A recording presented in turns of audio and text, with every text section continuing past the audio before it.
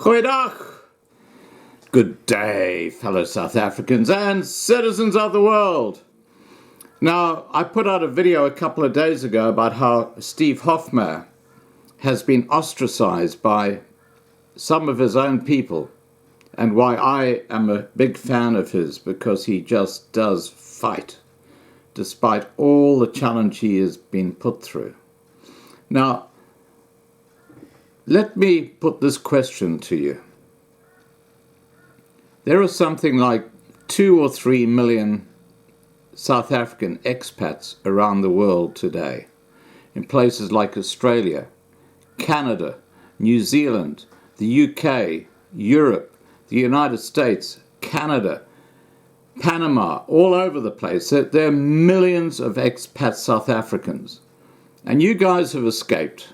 You're sitting there, you're happy as Larry, you're setting up a new life for yourselves, and everything is cool. But haven't you forgotten something? Your roots. You might talk about them over the dinner. Remember those days in South Africa, in Cape Town, where we used to do this and we used to do that? And remember those days we went to the Drakensberg and looked at these beautiful mountains? Remember going to Kruger National Park and seeing all the animals and all this sort of stuff? Lovely, lovely memories. But guess what? For those white South Africans still stuck in South Africa, not so much. Their life is very different to what you have in your memories. Very, very different. Most of the minority groups and most white South Africans suffer from PTSD today. Post-traumatic stress disorder. And they don't even know it. And you know why they suffer from that? Because of the level of crime and the whole lives they're living under this incredible threat of something happening to them or their family or their children or whatever. It is a traumatic experience. It is a horrific experience. And I just pose one question to all those expat South Africans who are living in all these different countries around the world.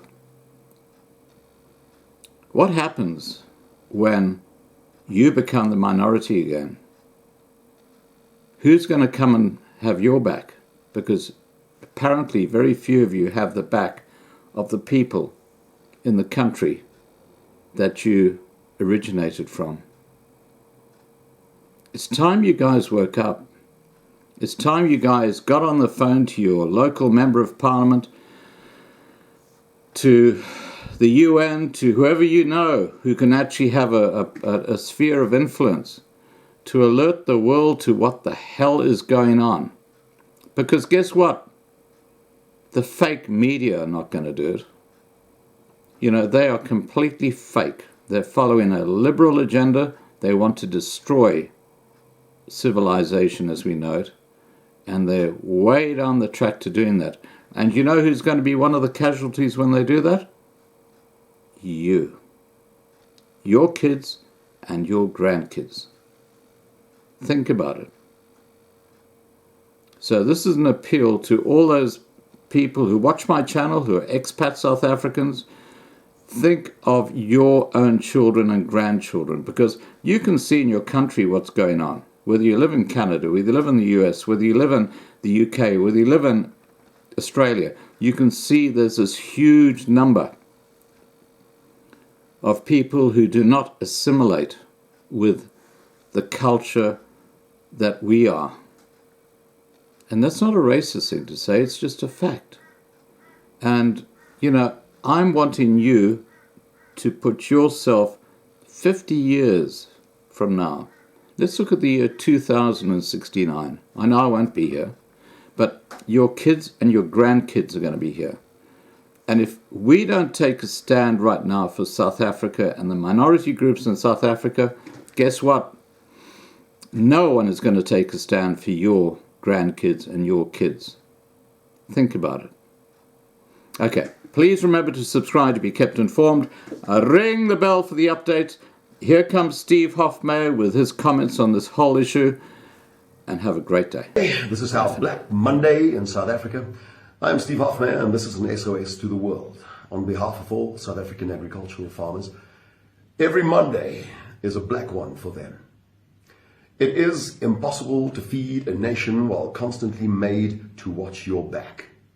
When the calls come through of attacks, a daily thing now, farmers drop their implements and they rush home to see if it was their family, maybe their friends, their neighbor. And if not, they thank God that it wasn't their turn that hour. We are now losing more than a farmer a week. Well, in Canada, the UK, Europe, and Australia, your murder rate is 2 out of 100,000 in a bad year. South Africa's was 34.1 out of 100,000 in 2017. But our farmers are brutally slaughtered at 156 out of 100,000, and this measly detail is omitted from our national crime report every year. We, who should harvest, stand in cemeteries over weekends. We who should sow have become a nation of mourners. But it's not just the numbers, it's the type of brutality, unheard of in a modern world. We South Africans could have been the model example of a peaceful democracy. Well, the world thought so too 20 years ago. But then it turned out that our government governs like terrorists. The world disappeared. The world subsidized these terrorists. And now that we are terrorized by a dangerous, inept one-party state, now that our presidents, all of them, Nelson Mandela, Thabo Mbeki, Jacob Zuma, sing about killing minority South Africans, now that we are the murder and rape capital of the world, and now that our farmers are slaughtered at 5 times the national average, and our national average is already 5 times your murder rate, now the world has deserted us. Our murder rate is abnormal even for countries at war. And why can't we fix this from the inside? Many reasons. One of them, 80% of taxpayers in South Africa do not even vote for this government. Can you even stop and imagine for a second what that means in a socialist state? And not a single edifice that once made this country a healthy, world standard destination has remained standing. Not the healthcare, not the education, not the unemployment rate. In South Africa today, we have many different standards and many different kinds of rates. We, for instance, have a shattering school rape rate. We have a granny rape rate. We have a toddler rape rate. In a country where sangomas are treated as medical doctors and raping a virgin is seen as a cure for AIDS, why are we even surprised? We have an unprecedented farmer murder rate. Books have been written about it.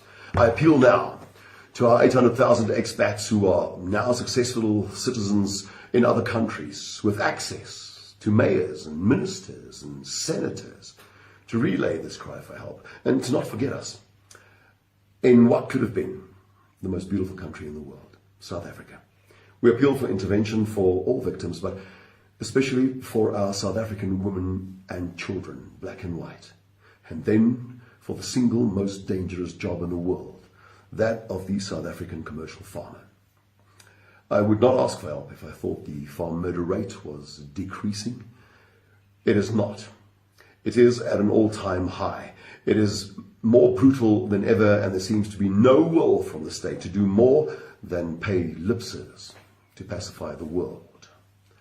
Our farmers are a small minority, and minorities count for very little in African democracies. This small minority asks of you today to not be fooled by the state and the silence from the state. If you can't hear a scream, it's because maybe there's an ocean between us.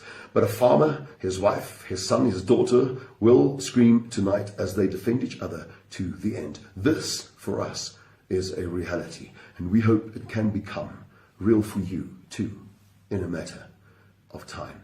And when you wake up as a minority in your own country, sooner than you think, you will remember this. The farming family will in all likelihood be attacked before the end of day, and a woman will be raped by the time I thank you for listening.